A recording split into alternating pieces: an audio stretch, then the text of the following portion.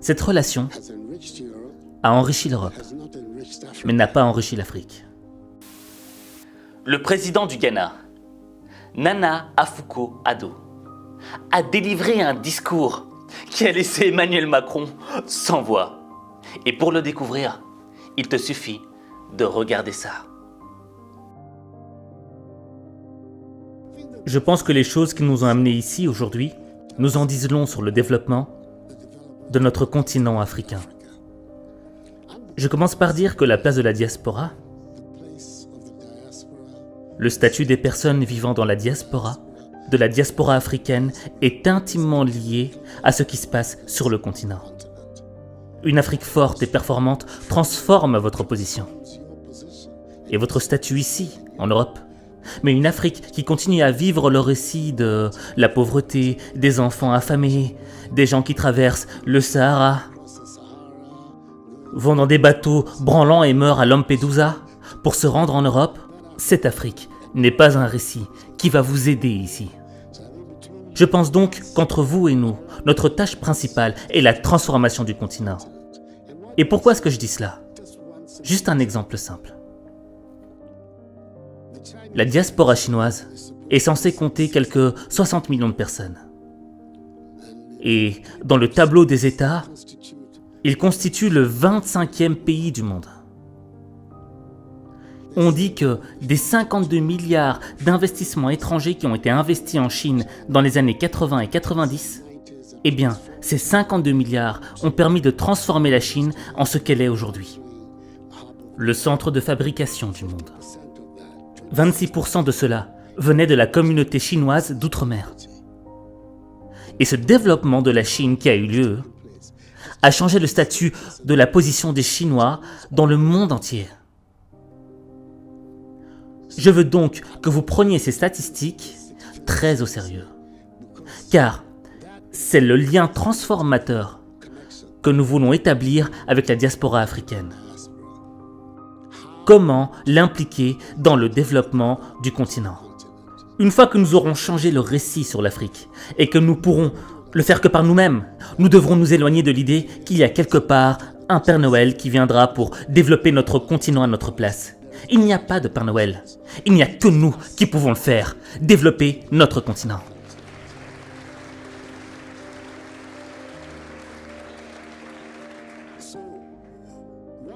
Donc, une fois que cette mentalité sera nôtre et que nous devrons le faire nous-mêmes, nos relations avec les autres deviendront d'autant plus structurées et ponctuelles que nous le voudrons.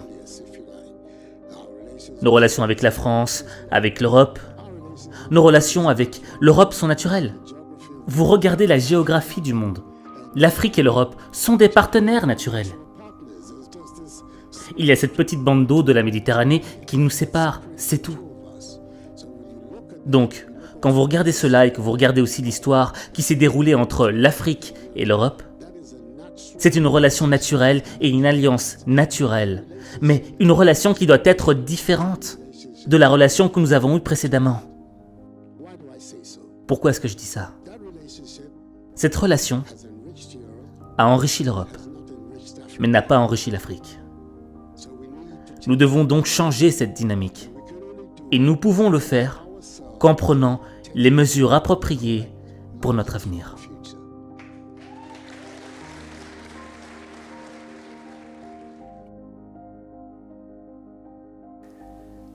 Discours sincère du président Nana Akufo-Addo.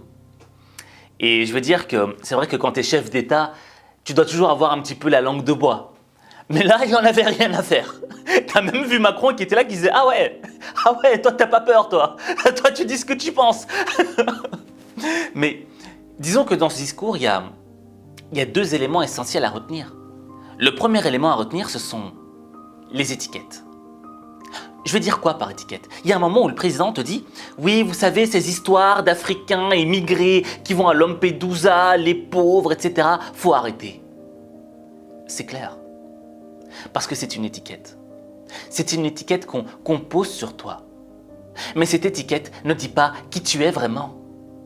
Je vais te donner un simple exemple.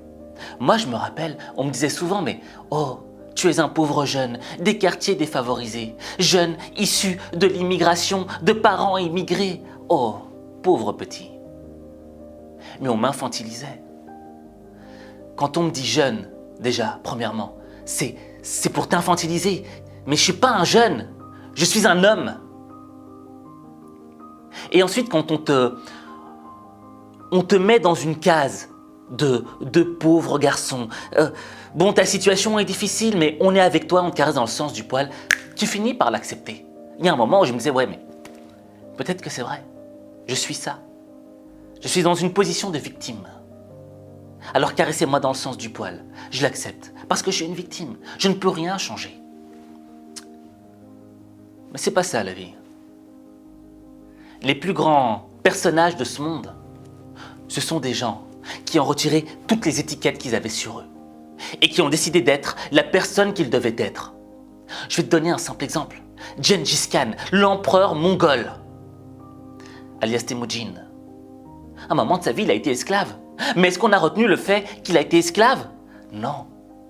On a juste retenu le fait que c'était un des plus grands empereurs de tous les temps, qui a conquis un empire 3 fois plus grand que celui de Napoléon. Parlons de Napoléon. Napoléon. Est-ce qu'on a retenu le fait que c'était un jeune Corse qui était issu d'une famille qui n'était pas si riche que ça et qui avait du mal à parler le français, à maîtriser la langue française? Non. Qu'est-ce qu'on a retenu de Napoléon? Empereur de France. Mohamed Ali. Est-ce qu'on a retenu le fait que c'était un pauvre homme afro-américain qui était victime de la ségrégation? Non. On a retenu de cet homme-là que c'était un champion qui ne se soumettait pas. Steve Jobs. Je ne sais pas si vous le savez, mais Steve Jobs, c'est un Syrien, c'est un Arabe. Le père de Steve Jobs était un immigré syrien qui est arrivé aux États-Unis. Et Steve Jobs a été amené vers une famille d'accueil américaine. Est-ce que c'est ça qu'on a retenu de Steve Jobs? Non. Parce que Steve Jobs le savait que son père, son vrai père biologique était syrien. Mais il ne l'a jamais dit. De son vivant, il ne l'a jamais dit. Pourquoi? Parce qu'il ne voulait pas qu'on pose d'étiquette sur lui. Il voulait être la personne qu'il devait être. L'un des plus grands entrepreneurs de tous les temps. Et tu vois, dans ce monde, on va tout le temps chercher à te poser une étiquette sur toi. Parce que les gens ne savent pas te définir, parce que les gens ne savent pas qui tu es vraiment. Et c'est tellement plus simple de poser une étiquette que d'aller chercher en profondeur qui est la personne. Mais ça, on ne peut pas en vouloir au monde. D'accord? C'est pas le job du monde de découvrir qui on est vraiment. C'est notre job. C'est ton job de découvrir la vraie personne que tu es, les vrais talents, les vraies beautés cachées, les trésors qui sont enfouis au plus profond de toi-même. Donc ça, pour moi, c'est le premier des éléments. Découvrir qui tu es vraiment et te débarrasser de toutes ces étiquettes qu'on pose sur toi et qui ne te représentent pas vraiment. Le deuxième élément à retenir du discours du président Nana Akufo-Addo, c'est le fait qu'il n'y aura pas de Père Noël qui va descendre et qui va te donner les trucs comme ça et qui va t'aider facilement, tu vois. Moi, j'ai souvent eu cette tendance à croire qu'un jour, mais on a tous eu cette tendance à croire un jour, que tu rencontrerais peut-être un milliardaire et qui te dirait « Toi, tu m'as l'air d'avoir du talent.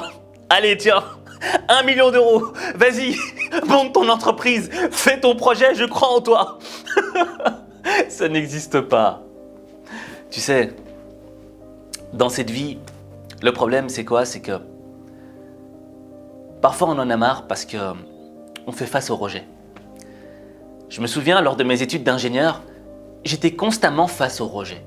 Lorsque je devais trouver un stage, les gens ne voulaient pas de moi, ils me rejetaient. Pourtant, le stage, c'est quoi? Je travaille gratuitement pour toi. J'allais, je disais, monsieur, je vais travailler gratuitement pour vous, acceptez-moi. Non, je crois pas, non. Je crois pas que je te veux. Tu vois? Alors, je peux te dire que pour chercher un job, ensuite, c'était encore pire. Tu vois? Alors, tu prends ce qui vient parce que tu dois manger. Tu dois payer un loyer. Tu te soumets. C'est ça le problème du rejet. Le rejet fait qu'à un moment, on a envie de se soumettre. Mais l'idée, c'est quoi? Prends par exemple un gars comme Jack Ma. Jack Ma, fondateur d'Alibaba. Lui, il a été rejeté encore plus de fois que moi. Tu vois? Il a été rejeté du KFC. Le mec, le KFC ne voulait pas de lui. Et pourtant, il est devenu l'un des hommes les plus riches du monde, milliardaire, en fondant Alibaba. Qu'est-ce qui s'est passé? Quel a été le switch dans le fond? Bien, c'est simple. Jack Ma a décidé de prendre son destin en main. Parce que peut-être que son destin, c'était pas de travailler au KFC. Et imagine-toi s'il avait travaillé au KFC. Est-ce qu'il serait devenu ce qu'il est devenu aujourd'hui? Non, absolument pas. Et toute l'idée de la vie, elle est là.